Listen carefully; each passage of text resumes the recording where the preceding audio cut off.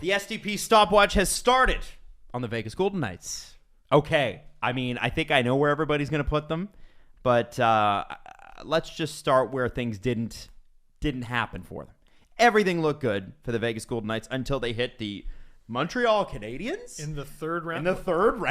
And like they dominated them in the first game. Yes. And then never even really looked in it after that. They got worse as the series went. And everybody was like, when Vegas was kind of steamrolling, like I mean, not that they steamrolled the Avalanche, but they did win in 6, did they not?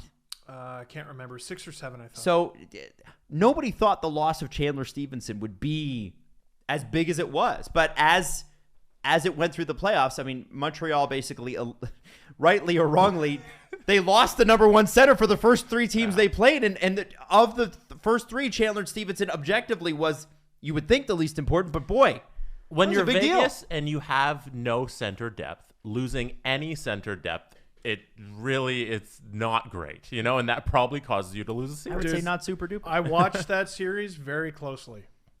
William Karlsson wasn't a factor.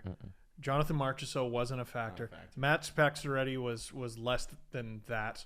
And Mark Stone shocked me. Yeah. Shocked me with how nothing he was. I can't even call him bad.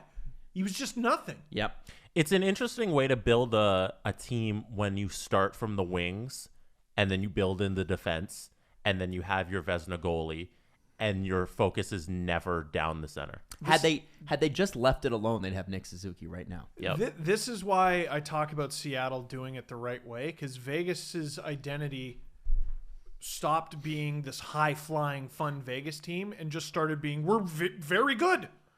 Well, how are you good? We're just very good, right? And this sounds ridiculous to talk about a team that finished 3rd in goals and 1st in goals against last season. Like they're still very good, but you need an identity. Interesting to me, you mentioned the centers, Jesse.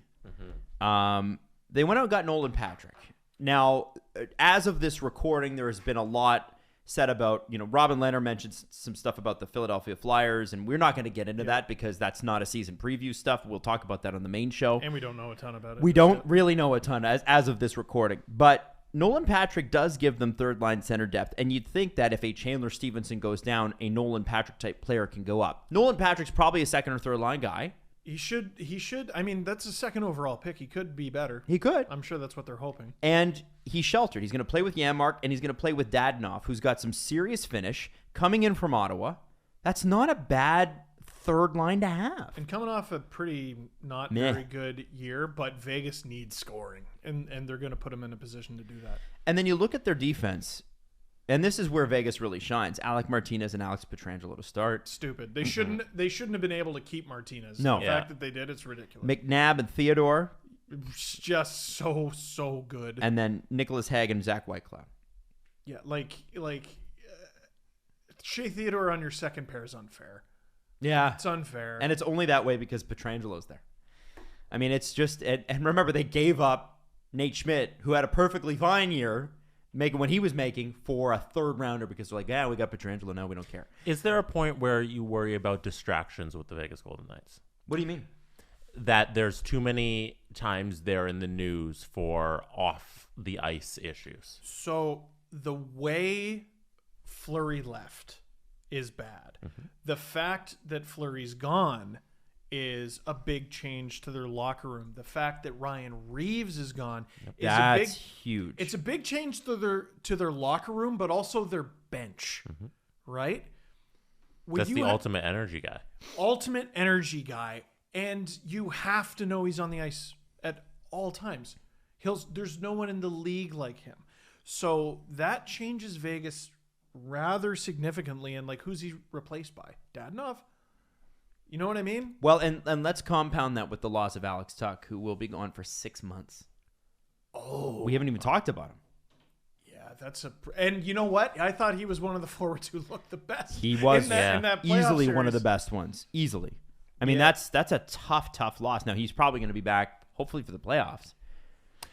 I wonder, too, why they struggled in the playoffs. Because they went 40-14-2 in the regular season. And then lost. How dumb is that? They're the only team to win 40 games. And then lost 7 games in the playoffs. Jeez. Over the course of the 3 rounds that they were in, they lost 7 games. They lost 16 out of 56. And they lost only 14 in the regular season. You know, so I wonder if the lineup's built to win in the playoffs, if it's built for a long run, if you can get by with this type of team. I mean, third round is a long run. Yes, that's very true. Now, wait, though, because you're going from Fleury Leonard to Leonard Brossoit. Swat. I said you screw up the way Brossoit. You screw up the way I say it. Now Brossoit's fine, but he's a backup. Leonard has not had a backup for a long time. Chicago, I don't even remember because that was such a short stint that he was there. He played well. He's at sometimes been the starter in Vegas, but Fleury would always be there. And even when he was with the Islanders and getting nominated for the Vezina, he had Thomas Greiss, and they were splitting games. Right. So this is going to be a very interesting season for Robin Leonard. He's in a position he hasn't been in for a very long time. He is the undisputed starter going into the season, which I don't even believe he was with the Islanders. Right? Nope. And after that, Masterton, I believe he won the Masterton that year. Did he not? I think so. Yeah. And couple names I want to bring up here because I think they're important. Number one, a low-key depth option, but I think it's important on the wing, is Fenberchie. He is on a minor league deal. Yeah. He's played over 200 games in the NHL. Sometimes that's good to have. Yeah, he's just one of those guys where I'm just like, you're a guy. You're a guy. I'm done with the whole potential thing. Yeah, no, well, he's 28. You know what he is. Yeah. The guy I'm really curious about, who could give them the center depth they're looking for, is Peyton Krebs. He certainly could. Has not played in the NHL yet. Probably won't start with the team at this point. At some point, Vegas has to draft and develop someone without throwing them to the curb. They're really good at acquiring other teams' prospects, but in terms of acquiring and developing their own, they've been abysmal. I apologize. Peyton Krebs has played 4 games in the NHL, had an assist. Yes. Just throwing that in there. I'm just waiting for the comment section to light me up for that. I'm just saying. But yes, imagine 17th overall pick, 2019. It's okay if he's not ready yet, but you kind of need to be ready soonish, right? The Vegas Golden Knights are penciled in as the best team in this division.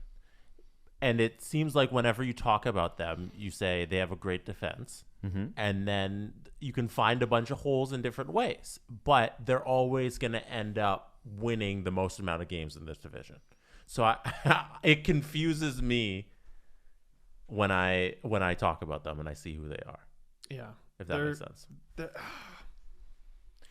Remember what I said about Tampa and their loss to Columbus? That's got to screw you up to lose that way. It's got to screw you up. I'm feeling this way about Vegas. Here's the problem. Tampa won back-to-back cups after I said that. So you can kind of shove that opinion. But it does feel that way with them. There feels like there's a negative attitude surrounding that team now. And with the culture change that's happened, all these big players, Fleury and losing Reeves. Someone's got to. I was surprised about Reeves. I really was. Yeah, but you expect keep them that team happy to win the most games in this division, get the most points. You expect them to win it. You're gonna pick at the end of this. You're gonna pick them as 1. I'm gonna pick them as 1. Adam's gonna pick them as 1. You read my paper. Hey, how dare you spoil it? All we did was sit here for 10 minutes on the clock is poke holes because there are a lot of questions and a lot of holes. So I wonder if that pick that we're all gonna make is gonna be correct. See, here's what I think. I don't know. If all things go to plan, I think it's going to be, barring Montreal switching over to the Western Conference midway through the season. Oh my God, that's Montreal's music. And taking on Vegas in the 3rd round, which will never happen again. Colorado, Vegas in the Western Conference final. That's what I think. They're 1-2 in the conference, and I think they play each other in the Western Conference final. Do you take Colorado, who has objectively better offense, or do you take Vegas, who is objectively better defense? And for me, I'm taking Vegas because what wins in the playoffs? And hey, you know what a lot of people want to do after the last year and a half in lockdown? Go to Vegas. I think they're going to have a pretty good home record. Oh, you mean you think the players are going to go and maybe have a good time? Maybe. Well, That actually winds us up perfectly. So everybody, first. Yes. Okay, so everybody says first place in the Pacific Division, Vegas Golden Knights. And right like that, the timer ran out. We're good.